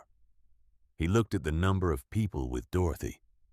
He looked at Grace standing among them, rather than behind him, which was where she would have stood if any of the previous 9 days had proceeded differently. He measured the distance between his daughter and himself with the precision of a man accustomed to measuring things and understood what it represented. He said he intended to extend additional credit through the recovery period to all accounts. He said it in the tone of a man presenting a prepared solution to a problem he was attempting to frame before anyone else could frame it differently. Nobody moved toward the supply shelves. Dorothy walked to a position that made conversation between them a matter of necessity rather than choice. She looked at Edmund Vane with the direct, uncomplicated attention she had used for 30 years with patients who were not telling her the complete truth about their symptoms. The attention that had learned to see the condition beneath the presentation, to wait through the performance until the actual thing became visible. She asked him what date the telegram arrived. He did not answer. She asked him what date Ida Briggs had stopped breathing correctly inside a sealed cabin, with no warning, with no preparation possible, while her father carried debt in Edmund Vane's ledger, and had no way to understand that the storm bearing down on them was not the kind of storm that ordinary winter preparation addressed. Edmund looked at his daughter. Grace looked back at him with the steady calm of someone who had made every decision this moment required on the night she walked out his door in the storm, and who was not going to be moved from those decisions by anything he could produce now. She looked at him with the clear eyes of a young woman who had grown up in his house and learned his methods and understood them precisely, and had chosen at the first genuine test something entirely different from them. He looked at the floor. Harlan Briggs stepped forward. Harlan was not a man built for speeches. He worked cattle and maintained his land and paid his obligations and moved through the world with the economy of someone who understood that most things worth doing were better done than described. He stood in front of Edmund Vane with his daughter warm and breathing against his shoulder, and he said what he had to say in the plain voice of a man reporting something true. He said Edmund had known the storm was coming. He said Ida had nearly died. He said those two facts would not separate from each other in his mind or in anyone else's mind in Copper Creek, for as long as any of them were living. He said it without raising his voice, because his voice, as it was, contained everything the statement required. Edmund said nothing. Grace set the ledger on the nearest barrel. She opened it and she read from it in the clear, steady voice of someone who had grown up reading numbers and knew exactly what these numbers meant and what they did not mean, what the posted rates should have been, according to any standard that a fair-minded person could verify, and what they actually were, which names paid, which rates, and why those rates differed from each other in ways that had no relationship to any posted agreement, but had a very precise relationship to how much each family needed the credit and how little leverage they had to contest the terms they were given. She read for a long time. People came in from outside as she read, drawn by the specific gravity of a public accounting, the moment when the private arithmetic of power became common knowledge and could no longer operate on the assumption of remaining private. The warehouse filled slowly around Grace's steady voice, and she did not change her pace or tone as the room filled, because the document did not require performance. It required only accurate reading. When she finished, she closed the ledger. She held it under her arm. Dorothy stepped forward. She said the warehouse would provide remaining winter supplies to every family in Copper Creek, at rates written in plain terms on a board at the entrance that any person could read on any day, without needing to ask what the terms were or who had decided them. She said a committee of 5 residents would form before the end of the week to manage supply distribution for the remainder of the season and for every season following. She said the committee would meet in the schoolroom and its records would be kept openly, and anyone who wished to read them could do so. She said these things without raising her voice and without looking at Edmund while she said them, because she was addressing the people in the room who lived in Copper Creek and whose winters would be different going forward. She said she hoped Grace would serve as the committee's secretary, given that Grace understood accounts as well as anyone in the valley, and had demonstrated the specific quality of judgment the position required. Grace said she would. Harlan Briggs walked to the small table beside the entrance where Edmund kept a pen and an inkwell for signing delivery receipts. He picked up the pen. He signed his name on the clean sheet Dorothy had placed there before she walked to stand in front of Edmund. He was the first name on the document establishing the Copper Creek Winter Supply Committee. He put the pen down without ceremony and stepped back. Grace picked it up and signed her name second. Frank Hollis put his name down without looking at anyone, jaw set the way it always was when he was doing something that cost him more than he wanted to admit. and Danny stood close beside his father, and that was enough for everyone in the room. The pen moved around. Each person who signed did so with the quiet deliberateness of someone performing an action they had been thinking about for the full duration of the event that had brought them to this point. There was no ceremony in it, and no triumph. There was simply the recognition that certain arrangements had become untenable and certain other arrangements were possible, and that the second kind required the first kind to formally conclude. The committee's first recorded act, written in Grace's clear handwriting in the founding minutes that afternoon, was to note that a weather warning had been received by Edmund Vane on the 20th of November, 12 days before the storm, and had not been shared with the community. The record would be maintained in the schoolroom where the committee met. Anyone who wished to read it could do so on any Thursday evening. Edmund Vane stood behind his counter through all of it and said nothing further. Dorothy signed last. She signed in the same practical handwriting she had used for 30 years of medical records and supply lists and letters, and the $10 receipt for a cave that everyone had already decided was worthless. And she set the pen down and walked out. The cold outside was the same cold it had been for 9 days. Montana in December did not moderate because a crisis had resolved. But Dorothy stood in it and breathed it and felt it against her face. And it was simply cold now. Not the cold of a situation still unfolding, but the cold of a morning after something had finished. And those were different kinds of cold in ways that mattered. Buck was waiting outside the warehouse door. He had waited there through the entire proceeding inside, which was what he did when he determined that a situation did not require him. But that proximity was the correct decision. He looked up at her when she came out, and then looked up at the mountain, and then looked back at her. She put her hand on his head, and they looked up at the mountain together for a moment. Then she went to work. For the 3 weeks that followed the storm, Dorothy moved through Copper Creek, the way she had moved through it in her years as the valley's closest available approximation of a doctor. House to house, without announcement, with the tools for the immediate problem already in hand when she arrived. She was 63 years old, and her hands ached in the cold, and her back had been producing detailed commentary on the activities of the past month since approximately the 4th day of the storm. She moved anyway because stopping was not what the situation required of her. At each house, she looked at walls. Not with the eye of a carpenter, which was what most of these walls had received when they were built, but with the eye of someone who had spent 30 years treating the consequences of what walls failed to do. She looked at the corners where framing met framing and cold air moved through the geometry of the joint without anyone's permission.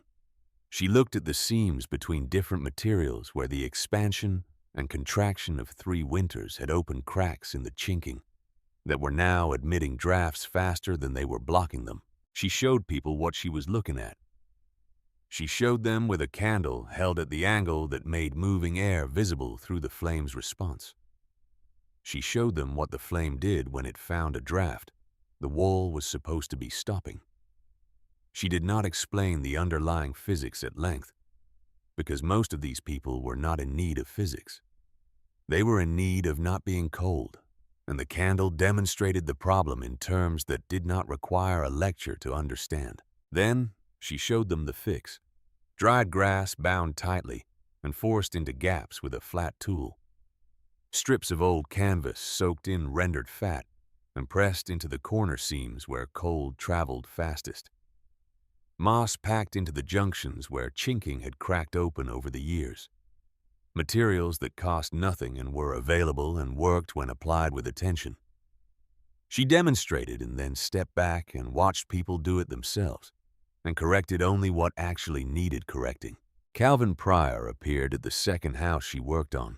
He arrived in the late morning while Dorothy was demonstrating the candle technique to the family there. He came through the door with his carpenter's bag over his shoulder, and he stood watching for a while, and then moved to the problem she had already addressed. and worked on it with his tools more precisely than she could with hers. He did not suggest that his approach superseded what she had shown. He did not offer opinions about method or sequence. He worked alongside what she had started with the practical respect of one skilled person for another, who understood the same problem from a different angle.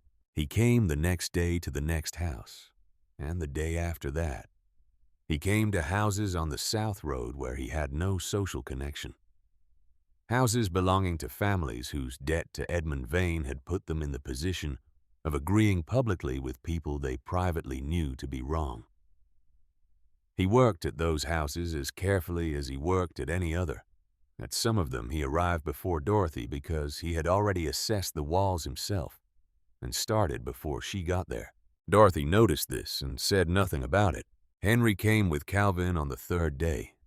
He stood between being genuinely useful and being old enough to understand that the work mattered, and occupied that position with the focused attention of a child who was being formed by the things he was permitted to witness. He watched everything. He asked Dorothy one question about why cold air moved toward floors rather than ceilings, and she explained it to him in the plain, patient language she used for explaining true things to anyone, genuinely trying to understand them.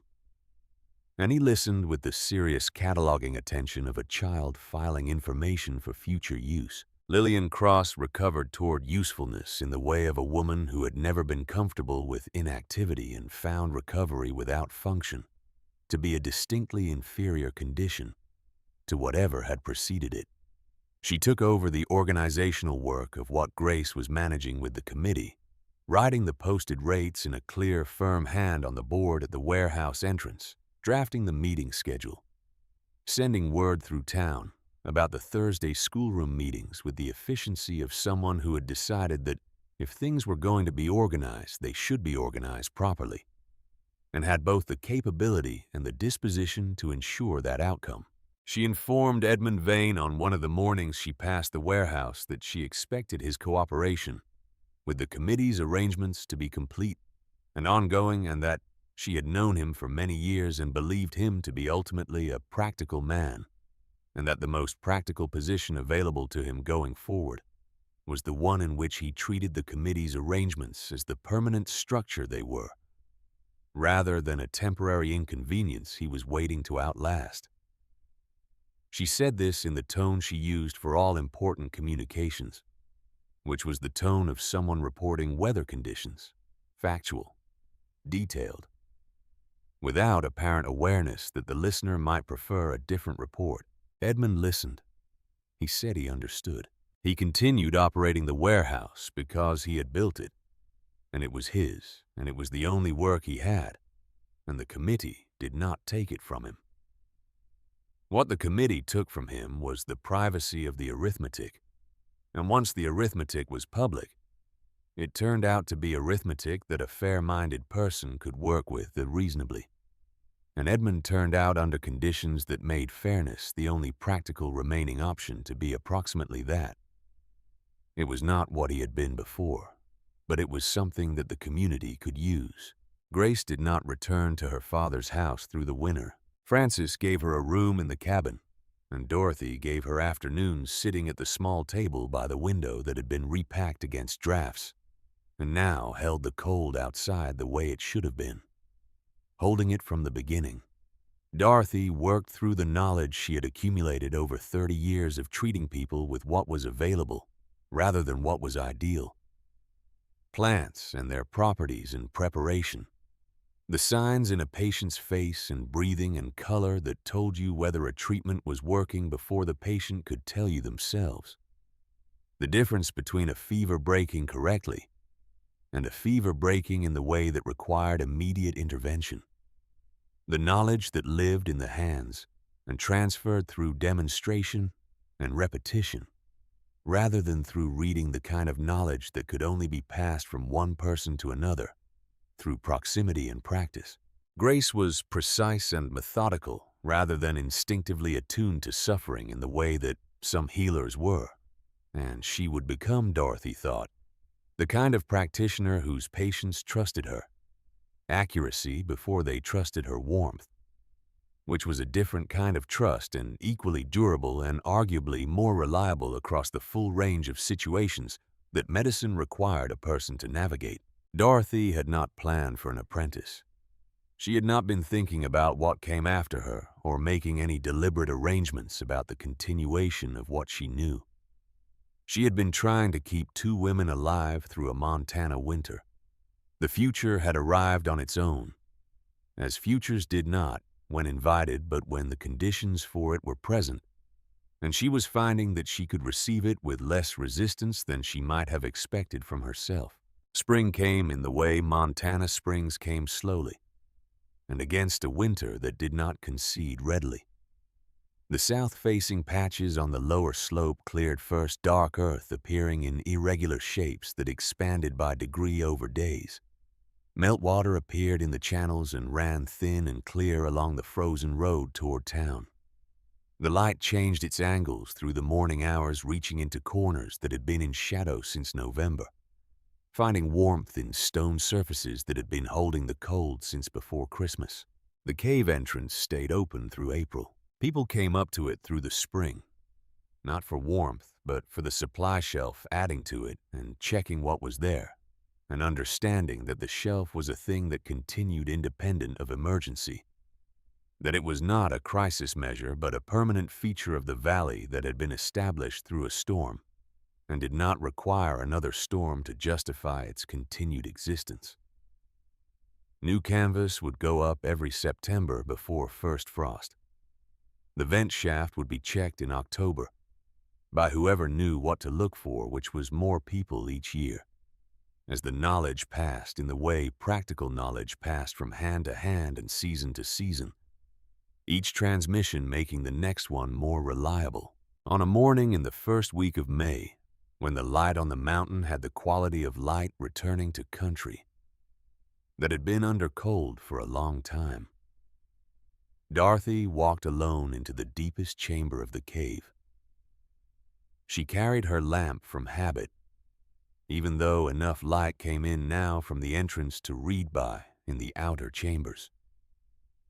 The deepest chamber still required the lamp, and she had always carried it here, and certain habits had earned their right to continue. She stood before the wall. The marks were there as they had always been cut into the stone by hands. She would never know the names of in the specific patient way of people who had understood that marking time was how you held on to the fact that time was passing. Groups of 7. Weeks. The accumulated record of winters endured in this chamber by people whose names were not preserved, but whose presence was preserved in these lines, in the evidence that someone had found this place and understood it and used it well enough to come back to it. She took the book binding all from her coat pocket. She pressed the point to the stone beside the existing marks and made one line, clean and deliberate. One mark in a wall of many, not the beginning of a count, not the first of a series intended to grow into something longer. One mark with no second mark to follow it. She stepped back and looked at it. Vernon came through the connecting passage and stopped behind her. She heard him look at the single mark for a long moment. He asked her why only one. Dorothy looked at the line in the stone. She thought about what one mark meant in a wall that held dozens. She thought about the nature of a mark that was not beginning a count, that said something different from what every mark around it said. She thought about what she had spent the winter building, and what the winter had taken, and what it had given in return, and what it meant to still be standing in May in a cave that cost $10 looking at stone that had kept 12 people alive. She turned and walked back through the passage toward the outer chamber. The spring light was coming through the entrance in a wide, warm band across the stone floor, moving slowly as the morning progressed. Buck was lying directly in the center of that band, with his legs fully extended and his eyes closed, and his breathing the slow, even breathing of an old dog. in genuine, unearned warmth. Warmth that asked nothing of him and required nothing in return. Warmth that was simply present and available and his. His tail moved once as Dorothy came through. He did not open his eyes. Outside the entrance, Francis and Grace were standing together on the cleared slope in the morning light, talking about something that had produced a real laugh. From Francis, the kind Francis had not been producing readily since Robert died in the mine. The unguarded kind that came from actual delight rather than social requirement. The sound of it moved down the mountain in the clean May air and mixed with the voices of children on the lower slope. Ida and Henry and two others chasing each other through the mud and the remaining snow patches, with the absolute commitment of children reclaiming open space after a winter that had kept them too long indoors. Dorothy stood at the cave entrance with her palm against the warm stone of the doorframe. The stone held the heat of the May sun that had been striking it since morning, absorbed in the patient way. Stone absorbed everything given to it over time, holding what it received without hurry, keeping it past the moment when the source had moved on. Exactly as Walter's copied letter had said it would. Exactly as 6 days of labor and 9 days of storm had proved. She kept her palm against the warm stone and listened to Francis laughing with Grace in the clean spring air, and watched Buck sleeping in his shaft of sunlight with nothing required of him, warm in the way that had nothing to do with survival. Vernon came to stand beside her at the entrance.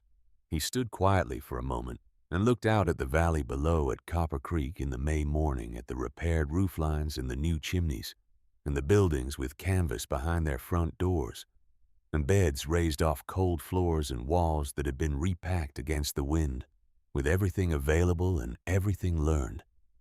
The town that had laughed at a woman buying a cave for $10. He asked again quietly, just once more, why only one mark? Dorothy kept her palm on the warm stone. She looked at Francis laughing. She looked at Buck breathing slowly in his patch of sunshine. She looked at the mountain above them, holding the spring sky, the way mountains held things without effort, simply by being present and solid and indifferent to anything that passed across their surfaces. She said she was not waiting for winter to end anymore. She said it the way she said things that had cost something to understand quietly and without presentation, as a plain statement of a condition that had changed and was not going to change back. Not waiting for winter to end. Not marking weeks toward spring or counting the cold that remained before the next season, or measuring the distance between where she was and somewhere easier. Not living inside the anticipation of when the hard part would finally be finished. Just here, just this morning, just the warm stone under her palm, and Francis laughing in the clean air, and the old dog breathing in his shaft of light, and the valley below beginning another ordinary day in a place that had decided to understand itself differently than it had understood itself the autumn before. Vernon stood beside her and said nothing for a long time.